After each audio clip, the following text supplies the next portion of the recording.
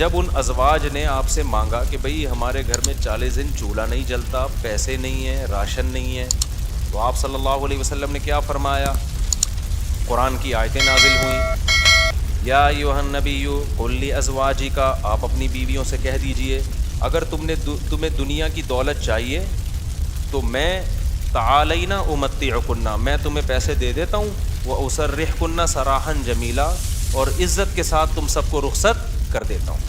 بھئی کسی پیسے والے سے شادی کر لو۔ کیوں اللہ نے ہمارے نبی کے لیے غربت کو سلیکٹ کیا تھا؟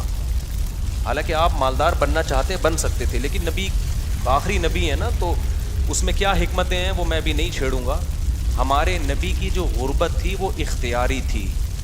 اختیاری کا مطلب آپ نے خود اپنے آپ کو مسکین رکھا ہوا تھا، یہ نہیں کہ آپ کے پاس پیسہ نہیں تھا، پیسہ آتا تھا سارا صدقہ کر دیتے تھے، صبح آیا شام تک نہیں بچا، شام کو آیا صبح تک نہیں بچا، لیکن مجھے اور آپ کو اس طرح کرنے کی شریعت میں اجازت نہیں ہے۔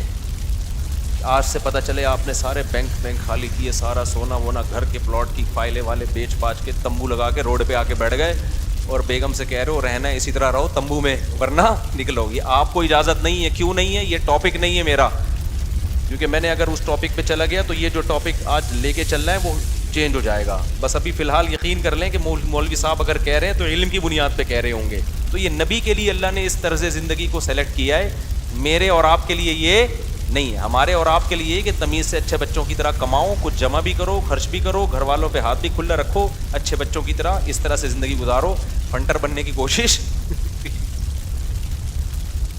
فرض واجب نماز روزہ یہ پورے کرو بس۔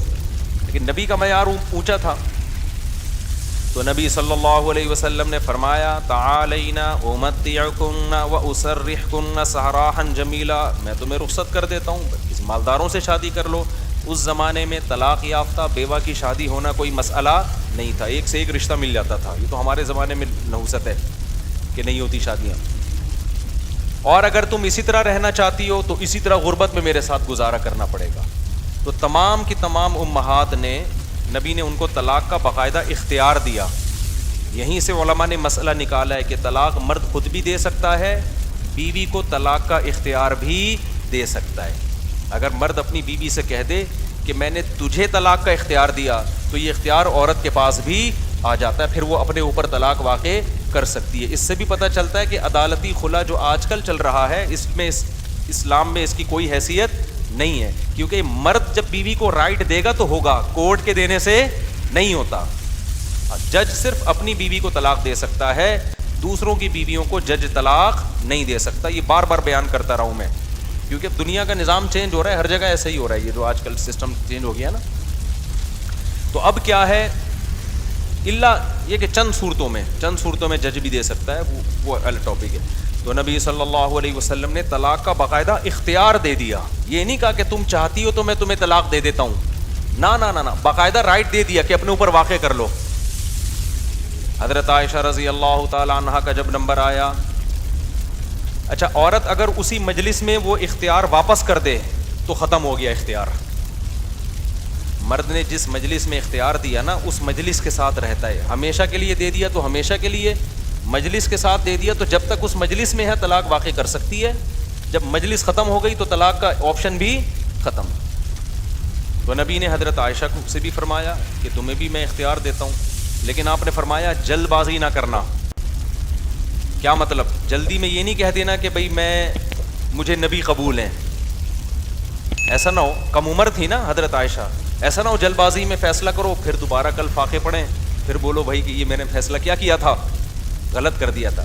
اس لیے آپ نے فرمایا اپنے گھر میں پہلے مشورہ کر لو، حضرت عائشہ سے فرمایا اپنے گھر میں جا کے مشورہ کر لو، مشورے کے بعد سوچ سمجھ کے ایک رائے قائم کرو کہ اسی فقر و فاقہ میں 40 دن چولہا نہیں جلے گا، اسی میں گزارا کرنا ہے یا مجھ سے طلاق لے کے کہیں اور شادی کرنی ہے، جلدی میں فیصلہ نہ کرو۔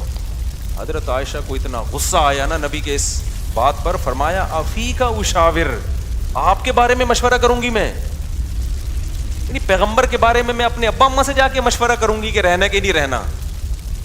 مطلب کوئی مشورہ نہیں کرنا، رہنا ہے۔ یہ جو غیر مسلم طنز کرتے ہیں نا کہ پیغمبر نے شادی کی اتنی کم عمر میں، اتنی بڑی عمر میں ایک 9 عمر لڑکی سے، تو اس نو عمر لڑکی کو طلاق کا اختیار دیا جا رہا ہے اور وہ کہہ رہی ہے کہ آپ کے بارے میں نے کسی سے مشورہ نہیں کرنا. یہ سوال ہی غلط ہے. افیک اشاور, یہ کیسے ہو سکتا ہے؟ آپ جیسا شوہر مجھے کہاں ملے گا؟ کوئی مشورہ نہیں, آپ کے ساتھ ہی رہنا ہے. تو یہ غیر مسلم جو اعتراض کرتے ہیں نا نبی پر, یہ مدعی سست اور گواہ چست. جس کے حق کی بات کر رہے ہیں حضرت عائشہ کی کہ معاذ اللہ ان کے ساتھ ظلم ہو گیا کہ کم عمر میں اتنی بڑی عمر سے شادی کرا دی ان کی. اس کم عمر کو تو یہ احساس نہیں ہو رہا, ان کو تو یہ ہو رہا ہے کہ اس سے اچھا رشتہ میرے لیے اس کائنات میں کوئی نہیں ہے. ہندو اور عیسائی کو اعتراض ہو رہا ہے کہ بچی پہ کیا ہو گیا؟ ظلم ہو گیا. اس کو کہتے ہیں مدعی سست اور گواہ بولو چست. جیسے کہ آپ لوگ بالکل بھی چست لگ نہیں رہے ہو مجھے اس وقت تراویح کی وجہ سے. تو یہ خود ہمارے پیغمبر کی ایک بہترین سیرت ہے کہ اتنی عمر میں ہو کے ایک کم عمر سے نو عمر سے نکاح کیا, اور کھلانے پلانے کو بھی کچھ نہیں ہے, اور 8 سوکنے بھی ہیں, پھر بھی وہ کہہ رہی ہیں کہ آپ کے بارے میں مشورہ بھی نہیں کرنا میں نے. حالانکہ اب تو زندگی گزار چکی تھی نبی کے ساتھ. اگر وہ شروع میں فیصلہ معاذ اللہ غلط ہو گیا تھا شادی کا, تو اب تو ٹائم گزر چکا تھا نا. اب تو آپ کے پاس آپشن تھا, بھائی میں نہیں رہتی. وہ کہہ رہی ہیں آپ کے بارے میں نے مشورہ بھی نہیں کرنا, اور یہ ناممکن ہے. یہ کیسی بات آپ کر رہے ہیں؟ میں آپ کے بارے میں کیسے مشورہ کر سکتی ہوں؟ خدا کی قسم کسی غیر مسلم میں غیرت ہوگی نا, غیرت, ہٹ دھرم اور ضدی نہ ہو. اس بات کو پیغمبر کی نبوت کی دلیل سمجھ کے محمد صلی اللہ علیہ وسلم پر ایمان لے کر آئے گا کہ آپ جیسی پاکیزہ سیرت اور آپ جیسے کامیاب شوہر اس کائنات میں گزرے نہیں ہیں. آج کوئی 50 سال کا 9 سال کی سے کر کے دکھائے, چند دن گزارے اور کھلانے کو روٹی بھی نہ ہو, اچھی بھلا جو بیوی ہوگی نا وہ مارکیٹ سے کیا ہو جائے گی؟ شارٹ ہو جائے گی. بلکہ آج جو مارکیٹ سے شارٹ ہو رہی ہیں بیویاں وہ والی ہو رہی ہیں جو جوڑ کی شادیاں ہیں, جو ظاہری اعتبار سے بھی جوڑ کی شادیاں. 25 سال کے لڑکے کی 24 سال کی لڑکی سے شادی ہو رہی ہے, 25 سال کا یہ PhD بھی ہے, پروفیسر بھی ہے, اور کروڑ روپے کما بھی رہا ہے, اور بیگم غریب بھی ہے. پھر بھی جس دن مارکیٹ سے آٹا شارٹ ہوا, بیگم اسی دن مارکیٹ سے شارٹ ہو گئی. آٹا شارٹ ہونے کی فکر اتنی نہیں ہوتی جتنی اس کو بیگم کے شارٹ ہونے کی. ہمارے پاس تو کیسز آ رہے ہیں نا, کورٹ میں بھی آ رہے ہیں. ذرا سا بے روزگار ہوا, بیگم شارٹ. وہ کہتی تیرے میں ہے کیا جو میں تجھ سے تیرے ساتھ رہوں؟ ایک آٹا تیرا تھا وہ بھی نہیں ہے بھائی. تو یہ محمد صلی اللہ علیہ وسلم کے بہترین شوہر ہونے کی دلیل. میدان جنگ میں آپ سے بہترین کمانڈر کوئی نہیں, سیاست میں آپ سے بہترین سیاست کسی کے پاس نہیں, گھر میں آپ سے بہترین شوہر کوئی نہیں. ایک ہی وقت میں تمام بہترین صفات اللہ نے اکیلے محمد صلی اللہ علیہ وسلم میں جمع کر دی, جبکہ اسباب اور وسائل بالکل بھی نہیں ہے. اسباب اور وسائل تو پیسے کو بولتے ہیں نا, وہ بالکل بھی نہیں ہے. اب میں وہ اس واقعے کی طرف آتا ہوں. اب مجھے بتاؤ, ہاں تو میں آپ سے یہ کہہ رہا تھا کہ بیگم صاحبہ کو خوب اچھا کھلائیں, جو خود پہنے اس کو پہنائیں, جو خود کھائیں اس کو کھلائیں. لیکن قدرت کی طرف سے اگر غربت آ گئی ہے بھائی تو پھر ٹینشن لینے کا نہیں ہے. پھر بیگم اگر کہتی ہے نہیں رہنا, کوئی بات نہیں بیگم, میں تو یہی کچھ کھلا پلا سکتا ہوں, رہنا ہے رہو, نہیں تو پتلی گلی سے نکلو, ہم کسی اور سے شادی کر لیں. ایک دم سے نہ نکال دو, پہلے مجھ سے مشورہ لے لینا. بعض دفعہ خواتین غصے میں بھی کہہ رہی ہوتی ہیں مجھے چھوڑ دو, ایک دم وہ غصے میں کہہ رہی ہوتی ہیں, 4 دن کے بعد ان کا موڈ بدل جاتا ہے. خود سے کچھ نہ کرو, مشورہ لے لیا کرو. میرا تو مقصد صرف یہ بتانے کا ہے کہ ٹینشن لینے کا نہیں ہے. ایک تو بے روزگاری کی ٹینشن, اوپر سے ایک اور ٹینشن اپنے اوپر مسلط کرو تو پاگل ہو جاؤ گے. ٹینشن وینشن نہیں, ٹینشن صرف ایک چیز کی لینی ہے بھائی, وہ جو حدیث میں آتا ہے من کانت الآخرۃ ہمہ, جس نے آخرت کو اپنی ٹینشن بنا لیا تو اللہ اس کی تمام ٹینشنوں کو ختم کر دیتے ہیں, اس کی فکریں سمیٹ دیتے ہیں. ہماری ٹینشن بس ایک ہے, آخرت میں بخشش ہو جائے. نہ بیگم ٹینشن ہے ہماری, نہ بچے ہماری ٹینشن ہے, نہ کوئی اور ہماری ٹینشن ہے, نہ گورنمنٹ ہماری ٹینشن. میری ٹینشن یہ ہے کہ مجھ سے قیامت کے دن سوال ہوگا, میں اس سوال میں پورا اترتا ہوں یا نہیں. اب آٹا مہنگا ہونے کی ٹینشن ہم کیوں نہیں لے رہے کہ ہماری وجہ سے نہیں ہوا, میری وجہ سے ہوا ہوتا نا تو میں ٹینشن لیتا کہ آخرت میں چترول کس کے لگیں گے, میری وجہ سے تھوڑی ہوا ہے. اب اگر ہمارے پاس مسائل ہیں تو مہنگا آٹا خریدیں گے, وسائل نہیں ہیں تو بیگم کو بولیں گے پاپے چائے میں ڈبو کے, پاپے بھی آٹے کے بنتے ہیں. آہستہ آہستہ, اللہ نہ کرے ہمیں وہ حالات نہ آئیں, ابھی تو اللہ کھلا پلا رہا ہے, لیکن اگر اللہ نہ کرے خدا نہ خواستہ ایسے حالات آئیں تو بھائی وہی گزارا کرو, 2-3 کھجوریں کھا لیا کرو صبح شام. مرتا نہیں ہے بھوک سے اتنی جلدی انسان. اور جب آپ بھوکے رہو گے نا ایک دم کولیسٹرول کم ہوگا, جوان ہو جاؤ گے. میں آپ کو بتاؤں, ابھی تو ڈاکٹر کہہ رہے ہیں کہ بھوکا رہنے سے بہتر کوئی جوان ہونے کا نسخہ نہیں ہے, تو ڈاکٹر بھی اس طرف آ گئے ہیں, اگرچہ کھا دبا کے رہے ہیں, وہ بھی مشورے اس طرح کے دے رہے ہیں. تو خیر, اب دیکھو حضرت ابو سعید خدری رضی اللہ تعالی عنہ نبی کے پاس آئے, سارا گھر لٹا دیا. ایسے موقع پہ جب کوئی آئے گا تو اس کو کیا مشورہ دیا جائے گا؟ بھائی سب سے زیادہ ان کو راشن دیا جائے, تسلیاں دی جائیں. لیکن نبی کے سامنے آئے, ہاتھ پھیلایا, یا رسول اللہ میری ماں نے بھیجا ہے, باپ بھی شہید اور بھائی بھی شہید, اور احد میں آپ کی خاطر شہید ہوئے ہیں, آپ نے کہا تھا لڑائی کے لیے جاؤ. نبی نے فرمایا من یستعفف یعفہ اللہ, یاد رکھو جب تک آخرت میں ایمان نہیں ہے نا, غیرت کے علاوہ سب کچھ آئے گا آپ کے اندر. میں نے بڑے بڑے لالچی لوگ دیکھے ہیں, داڑیاں ٹوپیوں والے, ایسے نور ان کے چہروں پہ برس رہے ہوتے ہیں نا, آدمی کہتا ہے پتہ نہیں کہاں سے نور کی کریمیں لگائی ہیں اس نے. ایسے مکار لچڑ ہوتے ہیں نا کہ آپ کی سوچ ہے مذہب کا منجن بیچتے ہیں. میں نام لے کے بتا سکتا ہوں کون کون یہ کام کر رہے ہیں, لیکن فتنہ کھڑا ہو جائے گا. نام لے کے بتا سکتا ہوں کون داڑھی ٹوپی کا منجن بیچ رہا ہے. ایسا نیک لگے گا جیسے اس سے بات ایسی کرے گا وہ اللہ رسول کے علاوہ کوئی بات ہی نہیں. مجھے ڈر لگتا ہے غصے میں کہیں میرے منہ سے نام نہ نکل جائے ان لوگوں کا, لیکن ایک بڑا فتنہ کھڑا ہو جائے گا, اس لیے نام نہیں لے رہا میں. اور یہ مذہبی لوگوں میں منجن بہت ہے, کیونکہ مذہب کے نام پہ نا منجن بکتا بڑی جلدی ہے. لوگ یقین کر لیتے ہیں حضرت جی اتنے نیک, ماشاءاللہ بغلیں بھی صاف حضرت کی, اور اتنے خوبصورت. تو یاد رکھو فراڈی آدمی کے لیے داڑھی رکھنا اور پگڑی پہننا کوئی مشکل کام نہیں ہے. فراڈی یہ کام کر بھائی داڑھی ٹوپی داڑھی رکھنا ضروری ہے, لیکن یہ بھی تو ہو سکتا ہے چور نے داڑھی رکھی ہو لوگوں کو الو بنانے کے لیے. مدرسے والے کبھی چور نہیں ہوتے, چور لوگ مدرسہ کھول لیتے ہیں کہ پیسہ آئے گا. بڑے بڑے ٹرسٹ چل رہے ہیں جو بڑے بڑے فراڈی ہیں, سارے ٹرسٹ فراڈی نہیں ہیں لیکن فراڈی ٹرسٹ بھی ہیں بہت سارے. مجھے خود ایک وکیل نے بتایا کہ جب کسی آدمی کو کروڑ پتی بننا ہوتا ہے نا, اور گاڑیاں منگوانی ہوتی ہیں کسٹم پے کیے بغیر, تو وہ ٹرسٹ کھول لیتا ہے. اس نے مجھے بتایا کتنے لوگوں نے ٹرسٹ کھولے ہوئے ہیں پاکستان میں, دبا کے نوٹ چھاپ رہے ہیں. تو یہ دھندے پاکستان میں سب سے زیادہ ہوتے ہیں, دنیا میں اتنے زیادہ بولو نہیں ہوتے. لیکن ہماری قوم اندھی ہے, خدا کی قسم.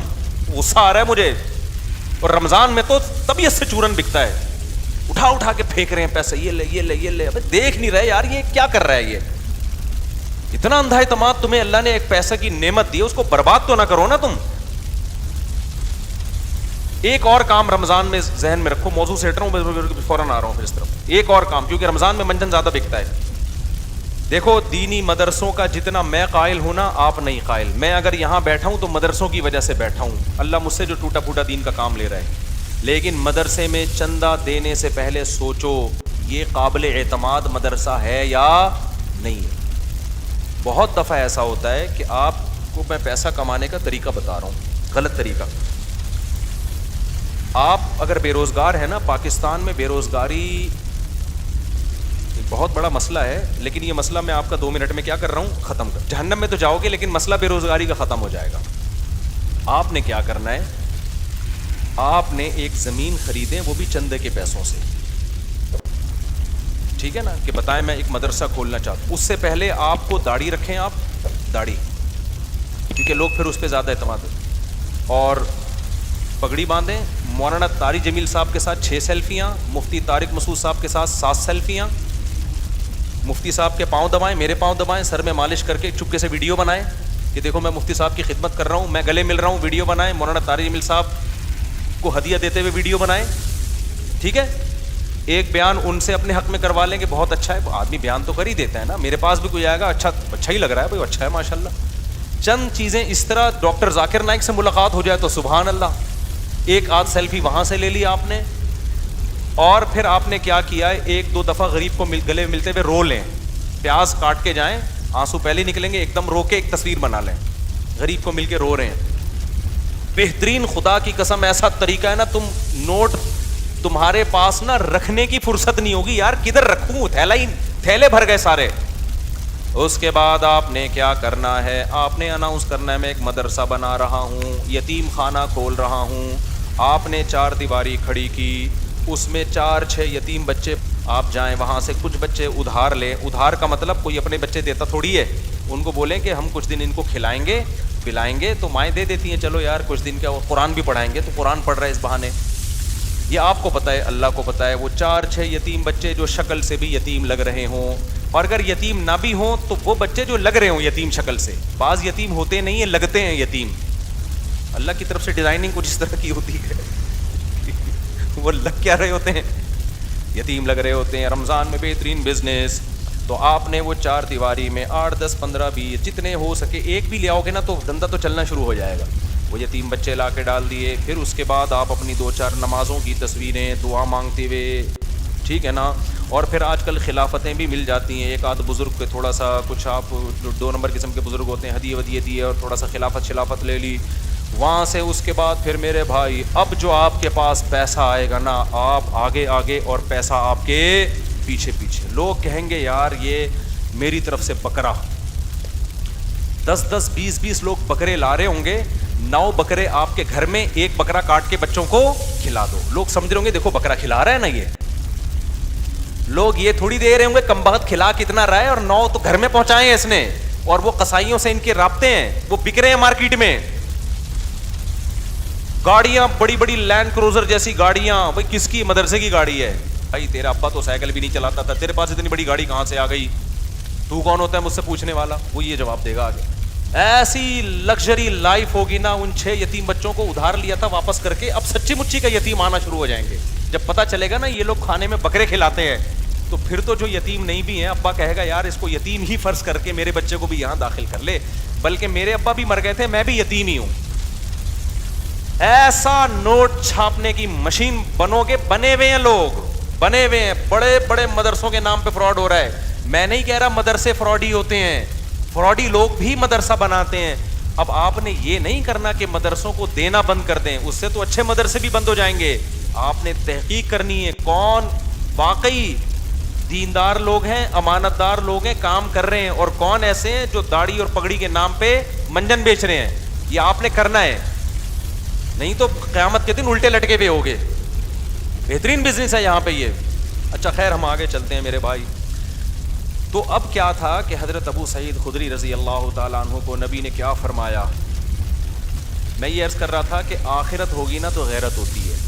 یہ بہت بڑی اللہ کی نعمت ہے کہ آپ کا ہاتھ اللہ کے سوا کسی کے سامنے نہ اٹھے. اللہ سے مانگا کرو, یہ اسباب بھی اختیار کرو پیسہ کمانے کے, کیونکہ جو اسباب اختیار نہیں کرتا اللہ اس کی مدد نہیں کرتا. اگر گھر میں پڑے ہوئے ہو, محنت نہیں کر رہے اور کہہ رہے ہو کہ بس اللہ ہی دے گا, تو پھر اللہ آپ کو بھکاری بنائے گا. یہ یاد رکھنا. آپ نے کیا کرنا ہے, اپنی پوری کوشش کرنی ہے پیسہ کمانے کی, دماغ لگانا ہے. کیوں؟ رزق حلال عین عبادت ہے. الکاسب حبیب اللہ, محنت کر کے کھانے والا وہ اللہ کا دوست ہے. تو اب کیا ہے, ہمارے نبی نے حضرت ابو سعید خدری سے فرمایا کہ من یستعفف یعفہ اللہ. کیا مطلب؟ جو اپنے آپ کو رسوا ہونے سے بچانا چاہتا ہے, عفت کا مطلب رسوا ہونے سے بچانا, دامن داغدار نہ ہو, ذلیل ہونے سے بچانا چاہتا ہے. اس سے پتہ چلا مانگنا کیا ہے, بول لو نا, ذلت ہے. ہاتھ پھیلانا کیا ہے, ذلت. جو چاہتا ہے کہ میں ذلیل نہ ہوں, ہمیں تو پتہ ہی نہیں کہ یہ ذلت ہے. ہم تو سمجھتے ہیں میں اتنا چونا لگاتا ہوں بندے سے 2 منٹ میں اتنے پیسے نکلوا لیتا ہوں, یہ میرا کمال ہے. ایک چور کو پکڑا نا, کورٹ میں لے کر گئے, عدالت نے کہا یار تم نے اتنی خوبصورتی سے چوری کی, کسی کو پتہ ہی نہیں چلا. چور کہتا ہے شکریہ سر, آپ نے میری اتنی تعریف کی, اتنا زبردست چور ہوں میں. جج نے کہا کم بخت میں تیری تعریف نہیں کر رہا, تیری برائی کر رہا ہوں. تو نبی نے فرمایا من یستعفف یعفہ اللہ, جو اپنے آپ کو رسوا ہونے سے بچانا چاہتا ہے اللہ اسے رسوائی سے بچاتا ہے. اب سوال پیدا ہوتا ہے کہ رسوائی سے تو بچ جائیں گے, لیکن ٹینشن تو ہے نا, فاقے تو پڑ رہے ہیں, مصیبت تو ہے. اگلا جملہ نبی نے فرمایا وَمَن يَتَصَبَّرْ, جو اللہ سے صبر مانگتا ہے, يُصَبِّرُهُ اللہ, اللہ اسے صابر بھی بنا دیتا ہے. اس ٹینشن میں اللہ سے مانگو صبر, تو اللہ کیا کرے گا, صبر دے دے گا.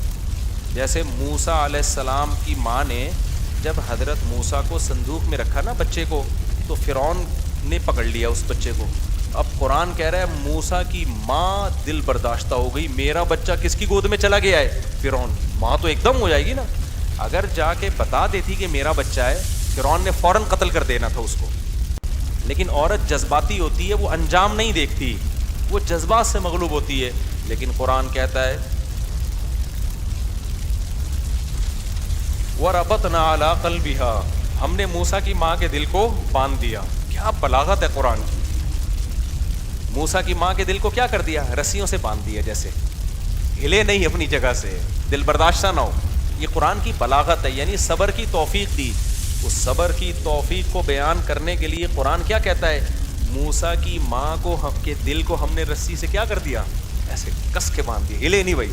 جیسے کسی بندہ ہل رہا ہو نا, آپ اسے رسی سے کس کے بالکل بند کر دو, اب وہ گیا, یعنی وہ ہلنا بھی چاہے تو نہیں ہلے. تو اس سے پتہ چلتا ہے کہ بعض دفعہ انسان بے صبرہ ہو رہا ہوتا ہے, لیکن اللہ کی طرف سے اس کو ایسی توفیق ملتی ہے کہ اللہ اس کے دل کو رسیوں سے باندھ دیتے ہیں. ہلنا نہیں, چپ کر کے تمیز سے بیٹھا رہے, مجھ پر اعتماد اور توکل کر. اسی لیے قرآن میں نبی کو اللہ نے فرمایا وما صبرک الا باللہ, اے نبی آپ صبر کریں, لیکن آپ کا صبر اللہ کی توفیق کے بغیر نہیں ہوگا. یہ صبر بھی آپ نے اللہ سے مانگنا ہے. تو نبی نے فرمایا جو صبر کرنا چاہتا ہے اللہ اس کو صبر کی توفیق دیتا ہے. آج ڈپریشن اس لیے بڑھ رہی ہے کہ صبر کرنا چاہتے ہی نہیں ہے. جو ٹینشن آئی, جو مصیبت آئی, بس نکال دو فوراً جا کے. جو پہلے آ گیا نا وہ پٹتا ہے. آپ جب غصے میں بیٹھے ہو تو جو شروع میں آ گیا نا وہ اس کا کیا ہو گیا, بیڑا غرق ہو گیا. اس کے بعد حدیث دیکھو, حضرت ابو سعید خدری واپس چلے گئے. کیوں؟ نہ ماں نے کوئی اعتراض کیا, نہ 10 سال کے بچے نے کوئی اعتراض کیا. کیوں؟ لیڈر کو دیکھ رہے تھے کہ لیڈر ہم سے زیادہ قربانی دے رہے, اور آپ کی صداقت پہ یقین تھا. حدیث میں آتا ہے کہ حضرت ابو سعید خدری نے زندگی بھر کسی سے نہیں مانگا, یہاں تک کہ اپنا کوڑا بھی گرتا تھا نا اونٹ سے تو نیچے اتر کے اٹھاتے تھے, وہ کوڑا بھی نہیں مانگتے تھے کسی سے. حالانکہ یہ تو ٹھیک ہے کوئی کوڑا دے دو مجھے, میرا کوڑا, لیکن نہ نہ نہ نہ بس نہیں, تو مطلب نہیں, اب سب کچھ خود کرنا ہے, اب نہیں مانگنا کسی سے کوڑا. وجہ کیا ہے؟ لیڈر کی طرف سے موٹیویشن مل رہی ہے, کیونکہ پتہ ہے لیڈر یہ بات بتانے کے پیسے بولو نا نہیں لے رہا, اور دیکھ رہے ہیں کہ ہمارے گھر میں فاقہ ہے تو لیڈر کے گھر میں اس سے زیادہ فاقہ ہے, اس سے زیادہ فاقہ ہے.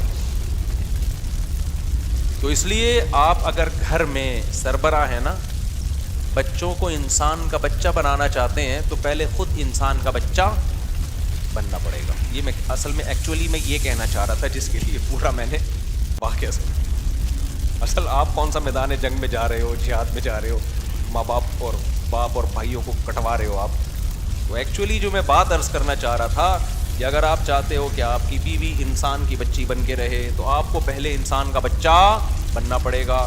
آپ چاہتے ہو کہ میرے گھر میں اخلاق کا ماحول ہو, تمیز سے بات کیا کریں, تو پہلے آپ کو تمیز سے بات کرنی پڑے گی. آپ بیگم سے کہہ رہے ہو تمیز سے بات کرو, اس کا مطلب آپ خود ہی تمیز سے بات نہیں کر رہے. وہ تو آپ کا ایٹیٹیوڈ دیکھ رہی ہے نا. باپ گھر میں آ رہا ہے چنگیز خان بن کے چیخ رہا ہے, پھر وہ کہہ رہے سب آرام سے بات کریں, تو کہیں گے نا ابا آپ تو آرام سے کر نہیں رہے. ایک صاحب کو غصے پہ بہت غصہ آتا تھا. ایک صاحب ہمارے جاننے والے تھے, جب کوئی غصہ کرتا ان کو بہت غصہ آتا, غصہ کیوں کر رہا ہے, اسی بات پہ ان کو غصہ آتا تھا. ہم کہتے تھے اس کو جتنا غصہ آ رہا ہے نا کسی بات پہ, اور آپ کو اس غصے پہ اس سے زیادہ غصہ آ رہا ہے, تو اس کو غصہ کیسے ٹھیک ہوگا. اب آپ کسی کو یہ سمجھا رہے ہو کہ غصہ مت کرو, تو یہ بات آپ کو آرام سے کہنے پڑے گی, غصے سے نہیں. کیونکہ اگر آپ نے غصے سے کہہ دی, اس کا مطلب وہ جو کام وہ کر رہے ہیں آپ بھی وہی کر رہے ہو. تو مارکیٹ میں جو چل رہا ہے نا وہ بتا رہا ہوں میں آپ کو.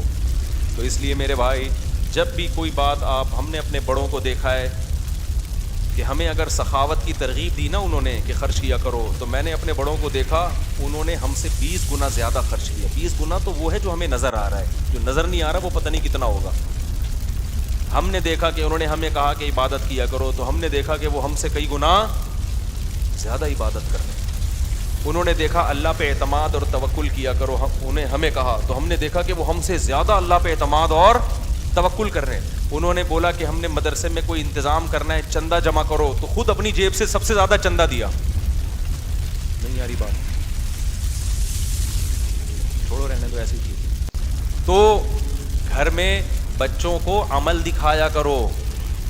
آپ اگر اپنے بیٹوں کو سمجھاتے ہو کہ بہنوں کے ساتھ اچھا سلوک کرو, یہ اس زمانے کی بات ہے جب گھر میں بچے بچیاں ہوا کرتے تھے, اب تو ایک آدھ ہوتا ہے, تو وہ سارا سیٹ اپ ہی برباد ہو. پہلے یہ ہوتا تھا 7-8 بہن بھائی ہیں تو ماں باپ بھائیوں کو حکم دیتے تھے بھائی بیٹوں کو کبھی بیٹیوں کا بھی خیال کرنا. اب تو ٹیاں ہے ہی نہیں, ٹی رہ گئی ہے, بیٹیاں نہیں ہوتی, ایک آدھ بیٹی ہوتی, وہ خود ہی اپنا خیال رکھ لے گی. اس کے لیے آپ کو نہ وصیتیں کرنے کی ضرورت نہ تکلف کی. یہ ان لوگوں کی بات کر رہا ہوں جن کے ہاں بچے ہوتے ہیں, خاندان ہوتے ہیں, چاچے مامے خاندان گھر آباد ہوتے ہیں, تو ان کے لیے خصوصی پیکیج ابھی میں پیش کر رہا ہوں کہ جب وہ اپنے بیٹوں کو سمجھائیں کہ اپنی بیٹیوں کا خیال کرنا, تو کیا مطلب بھائیوں کو سمجھا رہے ہیں بہنوں کا, تو پھر آپ نے ان کے سامنے اپنی بہنوں کا خیال کر کے دکھانا ہے. اپنی بہنوں کو دعوت دو, ان کو ہدیے دو, ان کو پیسے دو.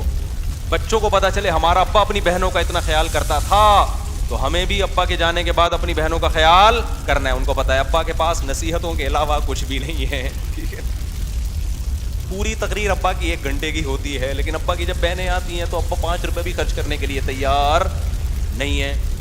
بچوں کو آپ نے کہا کہ دیکھو بیٹا, تمہارے بھائیوں میں کوئی غریب ہو جائے, بھائیوں میں پہلے ہوتے تھے, اب بھائی بھائی نہیں, ایک آدھ بچہ ہی بس, سارا برباد ہو گیا. مجھے تو اتنا غصہ آتا ہے نا, ادھر پکڑ کے چترول لگانا شروع کر دوں کہ تم لوگوں نے فیملی پلاننگ والوں کی باتوں میں آ کے کیسا بیڑا غرق کباڑا کر دیا اپنے گھروں کا یار, سارا فیملی سسٹم تباہ کر دیا. اس کے لیے شادی کرنے کی ضرورت ہی نہیں تھی تم لوگوں کا یار. شادی تو ہوتی بچے پیدا کرنے کے لیے, ایسے ہی تھوڑے دن رہ گئے تھے زندگی گزار لیتے. ٹینشن, بیگم کی ٹینشن کی بھی کیا ضرورت ہے, اور اگر ٹینشن لے لیے تو ایک آدھ بچے سے زیادہ تو پھر اس کی ٹینشن ہوتی ہے.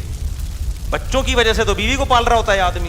خیر اب یہ باتیں پھر خواتین ناراض ہوتی ہیں, ویسے بھی پالتا ہے, ایسا نہیں ہے صرف بچوں کی وجہ سے, تو بلکہ پالتا کہاں ہے, خود پلتی ہیں. تو میرے بھائی میں یہ عرض کر رہا تھا کہ آپ نے بیٹوں کو سمجھانا ہے کہ اگر تمہارے بھائیوں میں سے کوئی غریب ہو جائے تو جس بھائی کو اللہ پیسہ دے گا اس نے اپنے غریب بھائیوں کا خیال کرنا ہے. یہ تقریر جب سمجھ میں آئے گی جب بچے دیکھیں گے ہمارے ابا ہمارے چاچا اور تایا کا خیال رکھتے ہیں. نہیں یار, آپ کے بھائیوں میں کوئی غریب ہو جائے نا, ایسا نہ کرو کہ وہ آ کے آپ سے بھیک مانگے, یار اللہ کے نام پہ کچھ دے دے, تو گاڑیوں میں گھوم رہا ہے, کچھ ہمیں بھی دے دے. آپ نے پہلے سے ہی ان کو دینا شروع کر دینا ہے, ان کا حصہ ہے. وفی اموالہم حق للسائل والمحروم وآت ذی القربى حقہ. اللہ کہتے ہیں رشتہ داروں کو ان کا حق دو. تو رشتہ داروں میں تو بھائی بہن سب سے پہلے ہیں بھائی. اللہ کہہ رہی ہے ان کا رائٹ ہے, ان کا حق ہے. آپ کے پاس پیسہ ہے, وہ غریب ہیں, تو میں نہیں کہہ رہا ان کو وہی اسٹینڈرڈ دے دو جو آپ کا ہے. اتنا تو کرو نا کہ کچھ تو تھوڑا سا خیال کرو ان کا. ایک کے پاس پیسہ آ جاتا ہے, دوسرا پیچھے پڑا ہوا ہوتا ہے, اور وہ کہتے ہیں تجھے ضرورت کیا ہے, ضرورت کیا ہو. بھائی بھائیوں کو بہنوں کو ضرورت کی وجہ سے نہیں دیا جاتا. کس وجہ سے دیا جاتا ہے؟ رشتے کی وجہ سے دیا جاتا ہے. یہ اللہ کا حکم ہے. اگر آپ آخرت پر ایمان رکھتے ہو آپ کو یہ کرنا پڑے گا. نہیں رکھتے تو جیسے انگریز زندگی گزار رہا ہے, وہ بیوی کو بھی نہیں کھلاتا, وہ ماں باپ کو نہیں کھلاتا, تو آپ بھی نہ کھلاؤ. تو ایک فیصلہ کر لو, انگریزوں کے طریقے پہ چلنا ہے یا اسلام کے طریقے پہ چلنا ہے. اسلام کے طریقے پہ اگر چلنا ہے تو رشتہ داروں پہ بھی خرچ کرنا پڑے گا, بیوی بچوں پہ بھی خرچ کرنا پڑے گا, والدین پہ بھی خرچ, دیکھو جملہ مکمل ہی نہیں کرتے, کرنا پڑے گا. تو حضرت ابو سعید خدری کو نبی نے کیا فرمایا؟ جو اللہ سے صبر مانگتا ہے اللہ صبر دیتا ہے. بڑی خاندانی بات. اب اس کا یہ مطلب نہیں ہے کہ مانگنے والوں کو دینا چھوڑ دو, ان کو آپ یہی مشورے دیا کرو. آئندہ کوئی آئے بھکاری تو آپ کو حدیث میں آتا ہے حضرت ابو سعید خدری آئے تھے تو نبی نے ان کو مشورہ دیا تھا, تو میرا بھی مشورہ یہ اللہ سے مانگ جا کے. نبی نے ہر ایک کو یہ مشورہ نہیں دیا, لیول دیکھا لوگوں کا. بہت سے صحابہ آئے, نبی نے ان کو دے دیا کہ ان کا توکل کا وہ لیول نہیں تھا. ابو سعید خدری تو لیڈر تھے نا, بعد میں لیڈر بنے ہیں, جنگوں میں کمانڈر بنے ہیں, علم کے مفتی بھی بنے حضرت ابو سعید خدری. ان صحابہ میں ہر ایک مفتی نہیں تھا, چند مخصوص لوگ تھے جو فتویٰ دیا کرتے تھے. تو مذہبی لیڈر تھے نا حضرت ابو سعید خدری. اس لیے ان کو تیار کیا نبی نے کہ ان کا لیول توکل کا اونچا ہوگا. تو اب یہ جو بیچارہ عام بیکاری آ رہا ہے اس کو وہ والے توکل پہ نہ چڑھاؤ بھائی, ٹھیک ہے, جس پہ خود بھی نہیں ہو. ہاں بیکاریوں کو دینا چاہیے نہیں دینا چاہیے اس میں بہت سوچ سمجھ کے. بیکاریوں میں پروفیشنل لوگ بہت زیادہ ہیں. پورے نا سعودی عرب میں بیکاری لوگ کنٹینر بھر کے لا رہے ہوتے ہیں. ایک ہمارے میں پہلے جہاں رہا کرتا تھا نا وہاں ایک جاننے والا بندہ تھا, اس کے بارے میں پتہ چلا کہ سعودی عرب میں وہ حج کرنے گیا اور بھیک جمع کر کے پورا کنٹینر بک کرایا. اس کا پورا مال اترا ہے کنٹینر یہاں, وہ سارا بھیک کا کنٹینر تھا. تو حج بھی پتہ نہیں بھیک لے کے گیا ہوگا. تو ایسے بھی لوگ ہیں. تو میں یہ نہیں کہہ رہا کہ بھکاریوں کو نہ دیں, لیکن سوچ